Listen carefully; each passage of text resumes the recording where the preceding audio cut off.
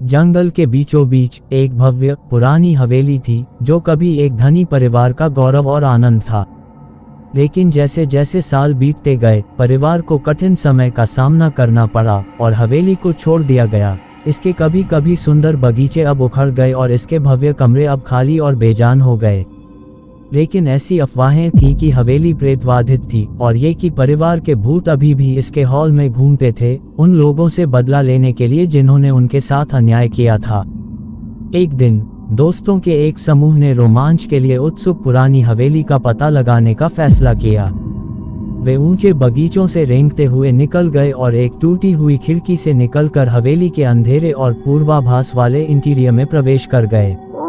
जब वे धूल भरे कमरों में से अपना रास्ता बना रहे थे तो उन्होंने अजीब सी आवाजें सुनी और दीवारों पर डरावने साए झिलमिलाते देखे। लेकिन वे हंसे और मजाक किया, एक दूसरे को बताते हुए कि यह सब उनकी कल्पनाएं थीं। लेकिन फिर उन्होंने एक रोंगटे खड़े कर देने वाली चीख सुनी और वे अपने दोस्त को खो बैठे। उसका नाम लेकर पुकार पुकार कर उसकी काफ़ी तलाश की, लेकिन वह कहीं नहीं मिली। अचानक उन्होंने अपने कानों में फुसफुसाते हुए एक आवाज़ सुनी जो उन्हें बहुत देर होने से पहले हवेली छोड़ने के लिए कह रही थी। लेकिन वे फंस गए थे और परिवार के भूत उन पर आ रहे थे। उन्होंने भागने की कोशिश की, लेकिन दरवाजे और खिड़कियां कसकर बंद कर दी गईं। और फिर जब वे डर के मारे एक दूसरे से लिपट गए तो उन्होंने देखा कि परिवार के भूत उनके सामने आ गए थे। उनकी आंखें एक अलौकिक प्रकाश से चमक रही थीं।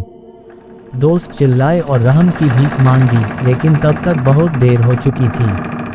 भूत बदला लेने के लिए आए थे और वे तब तक आराम नहीं करेंगे जब तक कि वे अपने पीड़ितों का दावा नहीं कर लेते।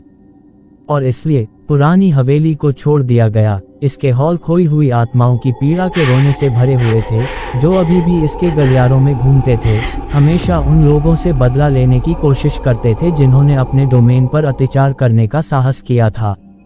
कहानी कैसी लगी कमेंट में ज़रूर बताएं। अधिक कहानियों के लिए हमारे चैनल को सब्सक्राइब करें।